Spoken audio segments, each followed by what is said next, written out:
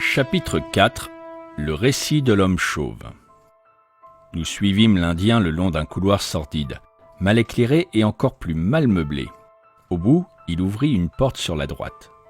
L'éclat d'une lampe jaune nous accueillit. Au milieu de cette clarté soudaine se tenait un petit homme au crâne immense, nu, étincelant. Une couronne de cheveux roux autour de la tête évoquait irrésistiblement le sommet d'une montagne surgissant d'entre une forêt de sapins. L'homme, debout, tordait nerveusement ses mains. Les traits de son visage s'altéraient sans cesse et l'expression de sa physionomie passait du sourire à la maussaderie sans qu'on sût pourquoi. En outre, il était affligé d'une lèvre inférieure pendante qui laissait voir une rangée de dents jaunes et mal plantées.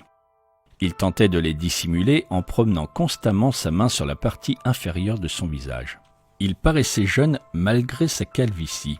De fait, il venait d'avoir 30 ans. « Je suis votre serviteur, mademoiselle Morstan, » répéta-t-il de sa voix pointue. « Votre serviteur, messieurs. Je vous prie d'entrer dans mon petit sanctuaire. Il n'est pas grand, mademoiselle, mais je l'ai aménagé selon mon goût. Une oasis de beauté dans le criant désert du sud de Londres. » Nous fûmes tous abasourdis par l'aspect de la pièce dans laquelle il nous conviait. Elle paraissait aussi déplacée dans cette triste maison qu'un diamant de l'eau la plus pure sur une monture de cuivre. Les murs étaient ornés de tapisseries et de rideaux d'un coloris et d'un travail incomparable. Ici et là, on les avait écartés pour mieux faire ressortir un vase oriental ou quelques peintures richement encadrées. Le tapis ambré noir était si doux, si épais, que le pied s'y enfonçait avec plaisir comme dans un lit de mousse. 2 grandes peaux de tigre ajoutaient à l'impression de splendeur orientale. Un gros narguilé posé sur un plateau ne déparait pas l'ensemble. Suspendu au milieu de la pièce par un fil d'or presque invisible, un brûle-parfum en forme de colombe répandait une odeur subtile et pénétrante. Le petit homme se présenta en sautillant. « Monsieur Thaddeus Sholto, tel est mon nom. Vous êtes mademoiselle Morstan, bien entendu. Et ces messieurs... » « Voici monsieur Sherlock Holmes et le docteur Watson. »« Un médecin, eh !» s'écria-t-il très excité. « Avez-vous votre stéthoscope ? Pourrais-je vous demander... Auriez-vous l'obligeance... J'ai des doutes sérieux quant au bon fonctionnement de ma valve mitrale, et si ce n'était trop abusé... Je crois pouvoir compter sur la horte, mais j'aimerais beaucoup avoir votre opinion sur la mitrale. » J'auscultais son cœur comme il me le demandait, mais je ne trouvais rien d'anormal, sauf qu'il souffrait d'une peur incontrôlable. Il tremblait d'ailleurs de la tête aux pieds. « Tout semble normal, dis-je, vous n'avez aucune raison de vous inquiéter. »« Vous voudrez bien excuser mon anxiété, mademoiselle Morstan, » remarqua-t-il légèrement. « Je suis de santé fragile et depuis longtemps cette valvule me préoccupait. Je suis enchanté d'apprendre que c'était à tort. Si votre père, mademoiselle, n'avait fatigué son cœur à l'excès, il pourrait être encore vivant aujourd'hui. » J'aurais voulu le gifler. J'étais indigné par cette façon grossière et nonchalante de parler d'un sujet aussi pénible. Mademoiselle Morstan s'assit. Une pâleur extrême l'envahit. Ses lèvres devinrent blanches. « Au fond de moi, je savais qu'il était mort, » murmura-t-elle. « Je peux vous donner tous les détails, » dit-il. « Mieux, je puis vous faire justice, et je le ferai quoi qu'en dise mon frère Bartholoméu. Je suis très heureux de la présence de vos amis ici, non seulement parce qu'ils calment votre appréhension, mais aussi parce qu'ils seront témoins de ce que je vais dire et faire. Nous 4 pouvons affronter mon frère Bartholoméu, mais n'y mêlons pas des étrangers, ni police, ni d'autres fonctionnaires. S'il n'y a pas d'intervention intempestive, nous parviendrons à tout arranger d'une manière satisfaisante. Rien n'ennuierait plus mon frère Bartholoméu que de la publicité autour de cette affaire. » Il s'assit sur un pouf et ses yeux bleus, fables et larmoyants, nous interrogèrent. « En ce qui me concerne, ce que vous direz n'ira pas plus loin, » fit Holmes. J'acquiesçai d'un signe de tête. « Voilà qui est bien, » dit l'homme. « Très bien. Puis-je vous offrir un verre de Chianti, mademoiselle Morstan, ou de Tokay? Je n'ai pas d'autre vin. Ouvrirai-je une bouteille? Non. J'espère alors que la fumée ne vous incommode pas. Le tabac d'Orient dégage une odeur balsamique. Je suis un peu nerveux, voyez-vous, et le narguilé est pour moi un calmant souverain. » Il approcha une bougie et bientôt la fumée passa en bulles joyeuses à travers l'eau de rose. Assis en demi-cercle, tête en avant, le menton reposant sur les mains, nous regardions tous trois le petit homme à l'immense crâne luisant qui nous faisait face en tirant sur sa pipe d'un air mal assuré. « Après avoir décidé d'entrer en relation directe avec vous, dit-il, j'ai hésité à vous donner mon adresse. Je craignais que, ne tenant pas compte de ma demande, vous n'ameniez avec vous des gens déplaisants. Je me suis donc permis de vous donner un rendez-vous de telle manière que Williams puisse d'abord vous voir. J'ai complètement confiance en cet homme. Je lui avais d'ailleurs recommandé de ne pas vous amener au cas où vous lui sembleriez suspect. Vous me pardonnerez ces précautions, mais je mène une vie quelque peu retirée. De plus, rien n'est plus répugnant à ma sensibilité que je pourrais qualifier de raffiné qu'un policier. J'ai une tendance naturelle à éviter toute forme de matérialisme grossier. Et c'est rarement que j'entre en contact avec la vulgarité de la foule. Je vis, comme vous pouvez le constater, dans une ambiance élégante. Je pourrais m'appeler un protecteur des arts. C'est ma faiblesse. Ce paysage est un corot authentique. Un expert pourrait peut-être formuler quelques réserves en ce qui concerne ce Salvatore Rosa, mais ce Bouguereau, en revanche, n'offre pas matière à discussion. J'ai un penchant marqué pour la récente école française, je l'avoue. « Vous m'excuserez, monsieur Sholto, dit mademoiselle Morstan, mais je suis ici sur votre demande, pour entendre quelque chose que vous désirez me dire. Il est déjà très tard, et j'aimerais que l'entrevue soit aussi courte que possible. »« Même si tout va bien, ce sera long, répondit-il. Il nous faudra certainement aller à Northwood pour voir mon frère Bartholoméo. Nous essayerons tous de lui faire entendre raison. Il est très en colère contre moi parce que j'ai fait ce qui me semblait juste. Nous nous sommes presque querellés la nuit dernière. Vous ne pouvez imaginer comme il est terrible lorsqu'il est en colère. S'il nous faut aller à Northwood, nous ferions peut-être aussi bien de partir tout de suite, hasardai-je. Il rit au point d'en faire rougir ses oreilles. « Ce n'est pas possible !» s'écria-t-il. Je ne sais comment il réagirait si je vous amenais d'une façon aussi impromptue. Non, je dois d'abord expliquer nos positions respectives. Et tout d'abord, il y a plusieurs points que j'ignore moi-même dans cette histoire. Je puis seulement vous exposer les faits tels qu'ils me sont connus. Le major John Sholto, qui appartenait à l'armée des Indes, était mon père, comme vous l'avez peut-être deviné. Il prit sa retraite il y a environ 11 ans et vint s'installer à Pondicherry Lodge, situé dans Upper Northwood. Il avait fait fortune aux Indes. Il en ramena une somme d'argent considérable, une grande collection d'objets rares et précieux et enfin quelques serviteurs indigènes. Il s'acheta alors une maison et vécut d'une manière luxueuse. Mon frère jumeau Bartholoméo et moi étions ses seuls enfants. Je me souviens fort bien de la stupéfaction que causa la disparition du capitaine Morstan. Nous lûmes les détails dans les journaux et, sachant qu'il avait été un ami de notre père, nous discutâmes librement le cas en sa présence. D'ailleurs, il prenait part aux spéculations que nous fîmes pour expliquer le mystère. Jamais, l'un ou l'autre, nous n'avons soupçonné qu'il en gardait le secret caché en son cœur. Pourtant, il connaissait, et lui seul au monde, le destin d'Arthur Morstan. Ce que nous savions, c'est qu'un mystère, un danger positif pesait sur notre père. Il avait grand peur de sortir seul et il avait engagé comme portier 2 anciens professionnels de la boxe. Williams, qui vous a conduit ce soir, était l'un d'eux. Il fut en son temps champion d'Angleterre des poids légers. Notre père ne voulait pas nous confier le motif de ses craintes, mais il avait une aversion profonde pour les hommes à jambes de bois. À tel point qu'un jour, il n'hésita pas à tirer une balle de revolver contre l'un d'eux, qui n'était qu'un inoffensif commis voyageur en quête de commande. Il nous fallut payer une grosse somme pour étouffer l'affaire. Mon frère et moi avions fini par penser qu'il s'agissait d'une simple lubie, mais les événements qui suivirent nous firent changer d'avis. Au début de 1882, mon père reçut une lettre en provenance des Indes. Il faillit s'évanouir devant son petit déjeuner en la lisant, et de ce jour, il dépérit. Nous n'avons jamais découvert le contenu de cette lettre, mais je pus voir, au moment où il en prenait connaissance, qu'elle ne comportait que quelques phrases griffonnées. Depuis des années, mon père souffrait d'une dilatation du foie. Son état empira rapidement. Vers la fin avril, nous fûmes informés qu'il était perdu et qu'il désirait nous entretenir une dernière fois. Quand nous entrâmes dans sa chambre, il était assis, soutenu par de nombreux oreillers, et il respirait péniblement. Il nous demanda de fermer la porte à clé et de venir chacun d'un côté du lit. Étreignant nos mains, il nous fit un étrange récit.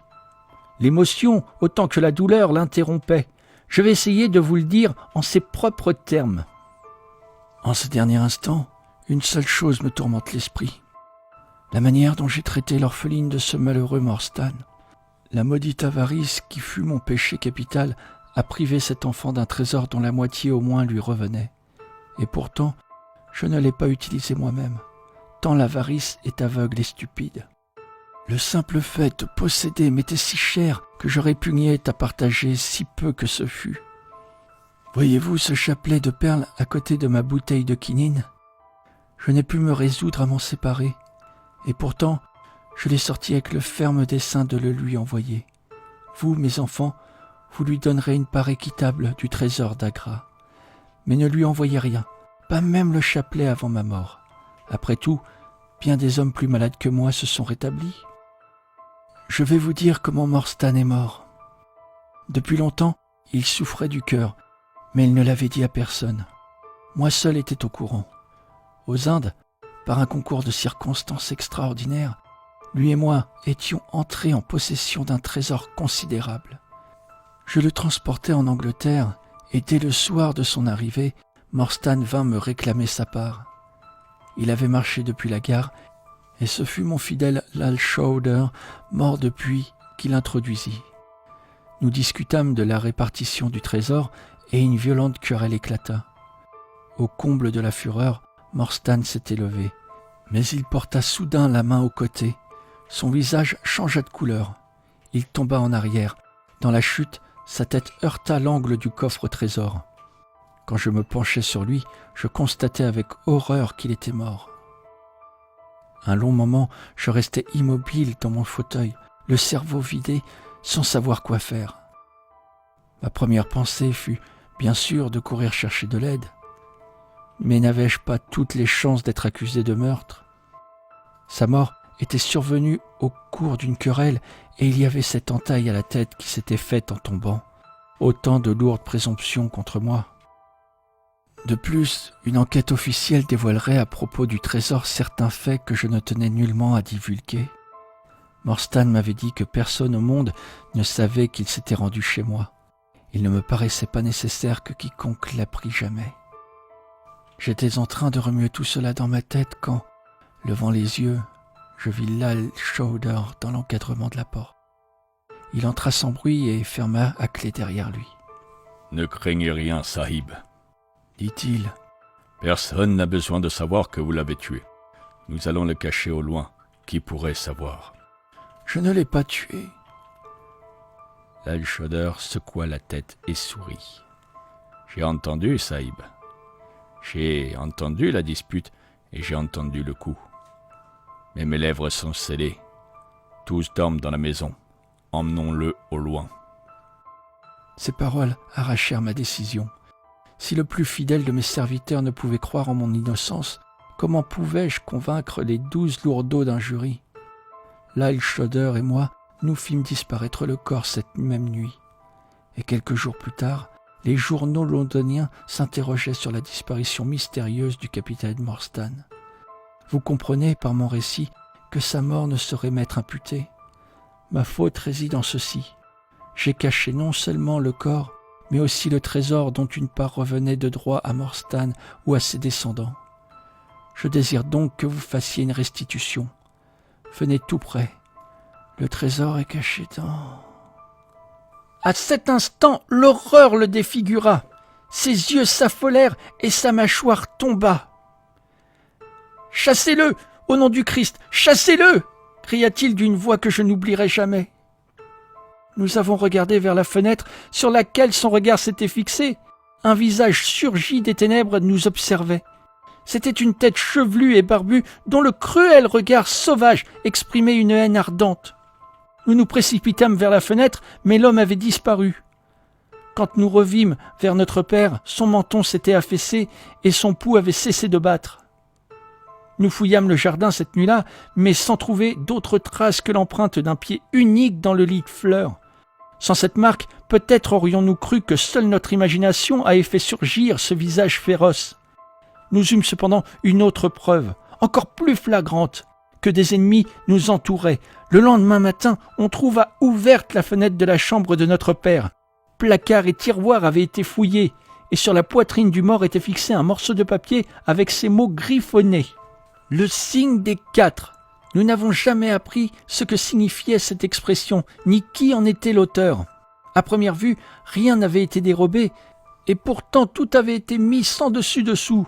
Mon frère et moi avons fait un rapprochement normal entre ce mystérieux incident et la peur dont notre père souffrit durant sa vie. Mais le mystère pour nous reste entier. Le petit homme s'arrêta pour allumer son narguilé, et il fuma quelques instants en silence. Nous étions tous assis, immobiles, sous le coup de ce récit extraordinaire. Durant les brefs instants où la mort de son père avait été décrite, mademoiselle Morstan était devenue livide, et j'avais craint qu'elle ne s'évanouît.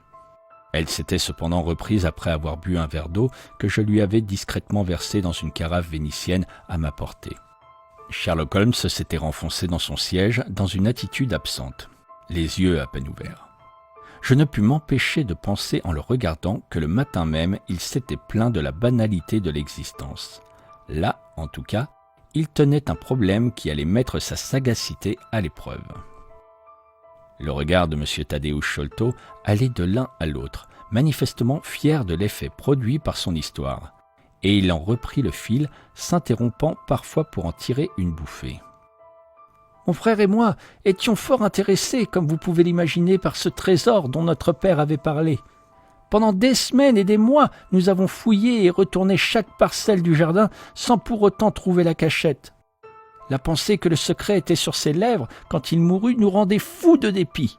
Nous pouvions préjuger de la splendeur de ce trésor d'après les chapelets de perles qui en faisaient partie. Nous eûmes d'ailleurs une discussion à ce sujet, mon frère et moi. Les perles étaient évidemment d'une grande valeur et Bartholoméu ne voulait pas s'en séparer. Il avait hérité, soit dit entre nous, le penchant de mon père vers l'avarice. Il pensait aussi que le chapelet exciterait la curiosité et pourrait nous attirer des ennuis. Tout ce que je pus obtenir de lui fut que je trouverais l'adresse de mademoiselle Morstan et que je lui enverrais une perle à intervalles réguliers afin qu'elle ne se trouve jamais dans le dénuement. « C'était très charitable de votre part », dit la jeune femme spontanément. « Je vous en suis très reconnaissante. » Le petit homme agita sa main. « Point du tout, dit-il. Nous étions votre dépositaire. Telle était du moins mon opinion. Mais j'avoue que mon frère Bartholoméu ne m'a jamais suivi jusque-là. Nous jouissons nous-mêmes d'une belle aisance. Je ne désirais pas plus. D'ailleurs, il eût été du plus mauvais goût de se montrer aussi ladre envers une jeune femme. Le mauvais goût mène au crime, comme disent les Français non sans élégance. Bref, notre désaccord s'accentua au point que je trouvais préférable de m'installer chez moi. J'ai donc quitté Pondichéry Lodge, emmenant avec moi Williams et le vieux Kit Mudgar. Mais hier, j'ai appris une nouvelle de grande importance. Le trésor a été découvert. J'ai aussitôt écrit à mademoiselle Morstan, et il ne nous reste plus qu'à nous rendre à Northwood pour réclamer notre part. J'ai déjà exposé mon point de vue à mon frère la nuit dernière.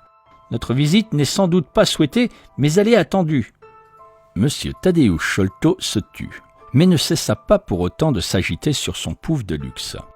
Nous restions tous silencieux pour mieux réfléchir au nouveau développement de cette mystérieuse affaire. Holmes fut le premier à se lever. « Vous avez fort bien agi, monsieur, du commencement à la fin, dit-il. Nous serons peut-être à même de vous prouver modestement notre reconnaissance en éclaircissant ce qui vous est encore obscur. Mais il est tard, comme l'a remarqué mademoiselle Morstan, et nous ferions bien de ne pas perdre de temps. » Notre hôte enroula soigneusement le tuyau de son narguilé, puis sortit de derrière un rideau un long et lourd manteau pourvu d'un col et de parurements d'astracan. Il le boutonna soigneusement malgré la douceur oppressante de la nuit, et il ajusta sur sa tête une casquette en peau de lapin dont les pans se rabattaient sur les oreilles. « Ma santé est quelque peu fragile, » remarqua-t-il tout en nous conduisant dans le couloir. « Je suis donc obligé de prendre de grandes précautions. » La voiture nous attendait. Notre voyage était apparemment prévu car le conducteur partit aussitôt à vive allure. Tadeusz Sholto ne cessa pas de parler d'une voix de tête qui dominait le bruit des roues sur le pavé. « Bartholoméo est un homme plein d'idées, » commença-t-il. « Comment pensez-vous qu'il découvrit le trésor ? Il était arrivé à la conclusion qu'il se trouvait quelque part dans la maison. Il se mit donc à calculer les dimensions exactes de celle-ci, puis à les reporter et les vérifier. De cette manière, pas un seul centimètre de la construction ne pouvait échapper à ses investigations. Il s'aperçut, entre autres choses, que la hauteur du bâtiment était de 25 mètres, mais qu'il en additionnait les hauteurs des pièces superposées, il ne trouvait que 23,70 mètres, même en tenant largement compte de l'espace entre le plafond et le plancher. Il manquait donc 1,30 m. Ce 1,30 m ne pouvait être situé qu'au sommet du bâtiment. Mon frère fit alors un trou dans le plafond de la plus haute pièce et découvrit une petite mansarde. Étant complètement emmurée, elle était restée inconnue de tous. Le coffre au trésor était là, au milieu, reposant sur 2 poutres. Il le fit descendre par le trou et prit connaissance du contenu dont il estime la valeur à 500 000 livres sterling au moins. À l'énoncé de cette somme gigantesque, nous nous regardâmes les yeux écarquillés.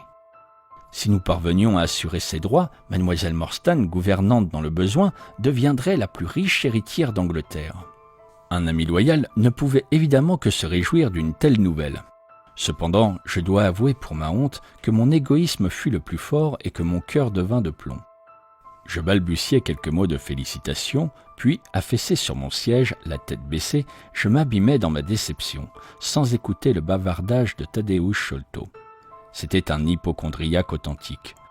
Je l'entendais vaguement qui dévidait un chapelet interminable de symptômes et qui implorait des renseignements sur la composition et l'action thérapeutique d'innombrables remèdes de charlatans. Il en avait dans la poche quelques spécimens soigneusement rangés dans un étui en cuir. J'espère qu'il ne se souvient d'aucune des réponses que je lui ai faites cette nuit-là. Holmes assure qu'il m'a entendu le mettre en garde contre le danger de prendre plus de 2 gouttes d'huile de ricin. J'aurais même par contre recommandé la strychnine en dose massive comme sédatif. Quoi qu'il en eût été, je fus certainement soulagé quand la voiture s'arrêta après une dernière secousse. Le cocher sauta de son siège pour nous ouvrir la porte. « Voici Pondicherry Lodge, mademoiselle Morstan » dit Tadeusz Sholto en lui tendant la main pour descendre.